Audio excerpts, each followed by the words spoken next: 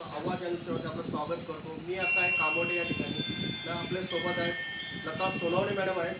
Madam स्वागत आहे तुमचं आमच्या चॅनलवरती. थँक्यू. मॅडम काय वाटतंय आज आता 2 दिवसामध्ये डॉक्टर बाबासाहेब आंबेडकरांची 14 एप्रिल आहे, जयंती आहे. हो आणि आपणच आता जे ते महानगरपालिकेची इलेक्शन देखील निवडणूक लढवली आहे. सर्वप्रथम आपण इलेक्शनला उभा होता निवडणूक त्या संदर्भात आपल्याशी बोलतो. हो कसा होता अनुभव आणि किती पर्सेंट आपल्याला मतदान झालं? खूप अनुभव चांगला होता आणि सगळ्या लोकांनी खूप भरभरून वोट मला दिलेला आहे. आणि त्यांची सर्वांची इच्छा आहे की सर ते बाळासाहेब आंबेडकर या ठिकाणी जिंकूनच आले पाहिजे अशी त्यांची इच्छा होती. आणि सर्वांनी मला वोट दिलेला आहे. 2,500 वोट मला पडलेला आहे. ही खूप त्यांची मेहनत आहे. मॅडम 2,500 मतदारांनी आपल्याला मतदान केलं आहे. त्या हो मतदारांना काय सांगा? मतदाराला सांगणार आहे की तुम्ही जो अधिकार तुम्ही बजावलेला आहे तर त्याच्यासाठी तुमच्या पण ज्या काही अपेक्षा असतात ते सर ते बाळासाहेब आंबेडकर ते पूर्ण करतील. तुमच्या कामट्यामध्ये हॉस्पिटल नाही आहे, तुमच्या सर्व दवाखान्यामध्ये खूप तुमच्या फसवणूक तर होतात. नक्कीच आपण लता मॅडम मतदारांचे आभार मानत आहेत. हो हो 2,500 मतदारांनी आपल्याला मतदान दिलं. हो तर काय मॅडम आपण कामाची समस्या काय आता आपण बोलत होते? कामोट्याची तर समस्या खूप मोठी आहे की सहज जरी डॉक्टरकडे जायचं म्हणलं ते 2-2,500 रुपये साध्या माणसाला कुठून उभे करावं लागतात. त्याच्यासाठी गव्हर्नमेंटचं हॉस्पिटल झाला पाहिजे, पूर्ण त्यांचा इलाज गव्हर्नमेंट हॉस्पिटल झाला पाहिजे. तर त्या हॉस्पिटल होण्यासाठी आपण काय मॅडम पुढाकार घेतलेला आहे? हो हो आम्ही पुढाकार घेतलेलाच आहे की आपल्या कामोट्यामध्ये हॉस्पिटल झाला पाहिजे. मुलांची, ज्येष्ठ नागरिकांची सर्व सुविधा झाली पाहिजे, त्यांना सगळे उपचार व्यवस्थित मिळाले पाहिजे. नक्कीच मॅडम हॉस्पिटल नक्कीच सरकारी हॉस्पिटल पाहिजेच. आणि हो सर्वसामान्य गोरगरिबाला ते गरजेचंही आहे. तर हो बघतो कामोठे हे खूप मोठ्या प्रमाणात डेव्हलप देखील होत आहेत. हो हॉस्पिटल हो आहेत भरपूर प्रमाणात. पण एक सर्वसामान्यांना परवडलं असं एक सरकारी हॉस्पिटल आपण उमेदवार होता मॅडम निवडणूक तेव्हाही आपली मागणी होती मला वाटते. हो हो हो मागणी होती की माझ्या या समस्या होत्या की ह्या सर्वांना सुविधा मिळाव्यात. आणि बाळासाहेब आंबेडकर सर्वांच्या पाठीशी ठामपणे उभे आहेत आणि ते सर्व सगळ्यांना मिळूनच जाईल असं मला वाटतं. मॅडम आपण यावेळी मला वाटतं सेकंड टाइम उभा होता, मागे उभे होता आणि आत्ताही होता. म्हणजे आपल्याला मतदारांनी चांगला कॉल केलेला आहे. 2,500 मतदान केलेलं आहे आपल्याला. हो हो नक्कीच आपला मी प्रचारही बघत होतो तुमचा धुवाधार प्रचार चालू होता. हो हो तर पुढच्या वेळी नक्की उभे राहणार मॅडम? हो नक्की उभी राहणार. पुढच्या वेळी पण नक्की उभी राहणार. मी बाळासाहेब आंबेडकर, डॉक्टर बाबासाहेब आंबेडकर विचारायचे आहे. मी ठामपणे उभी राहणार. आणि जे सर्वांनी ज्याला मला वोट दिले आणि बाबासाहेबांच्या विचारावर मी चालते, बाबासाहेबांनी स्वतः किती योगदान दिलेलं आहे त्याच तऱ्हेनं माझं योगदान आहे की जनतेसाठी मीही काहीतरी करावं हे माझी इच्छा आहे. आणि जनतेला हॉस्पिटल यांची सुविधा झालीच पाहिजे. किंवा एखादं ज्येष्ठ नागरिकांसाठी गार्डन पाहिजे, मुलांना खेळण्यासाठी गार्डन पाहिजे, एखादं बुद्धविहार पाहिजे. किंवा आपलं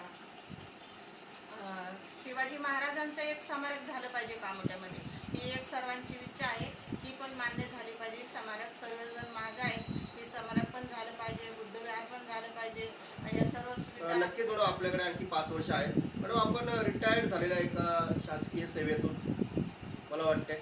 नाही नाही मिस्टर रिटायर झालेले मिस्टर आहेत. रिटायर मी झाले. तर 2007 पासून मी सामाजिक सेवाच करते. 2007 पासून हां. आपण या क्षेत्रात हो सामाजिक हो क्षेत्रात हो काम करतो. सामाजिक सेवाच करते.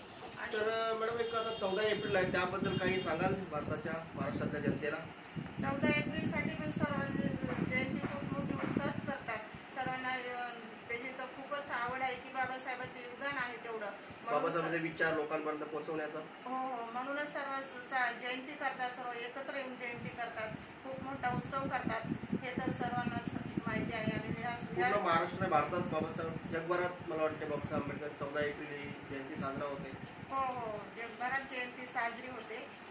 तिथंच नाही बाहेरच्या देशात पण खूप हो. मोठी जयंती मी आता जेव्हा साजरी कामोड्यामध्ये होते. आले बघितलं सगळीकडे भरपूर मोठ्या प्रमाणात बॅनर फुलर लावलेले आहेत. हो हो हो बॅनर लावलेले आहेत सगळं. तर कामोड्यातल्या जनतेला काय सांगा, शेवटचं आव्हान काय करा?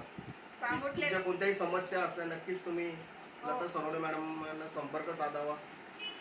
की मी सर्वांनाच सांगते की ज्या बी सोसायटीमध्ये आपण सर्व राहतात तर तुमच्या सोसायटीमधून सही करून एक एक लेटर वंचितच्या ऑफिसमध्ये आणून द्यावा.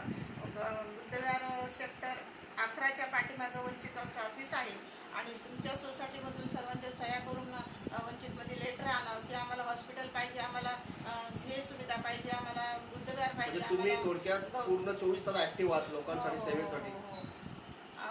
आहेच आणि मला ते करायचंच आहे सर्वांसाठी. एवढं त्यांनी योगदान दिलेलं आहे, तर त्यांच्या पण सगळ्या इच्छा पूर्ण झाल्या पाहिजे. त्यांच्या मागे बाळासाहेब आंबेडकर ठामपणे उभे आहेत म्हणून त्यांच्या इच्छा पूर्ण होतील कामुट्यामध्ये. आणि महिलांसाठी पण खूप फसवणूक चाललेलं आहे. सहज महिलांना डिलिव्हरीसाठी नेतात, त्यांचं प्रत्येक ठिकाणी त्यांचं सिझर होते.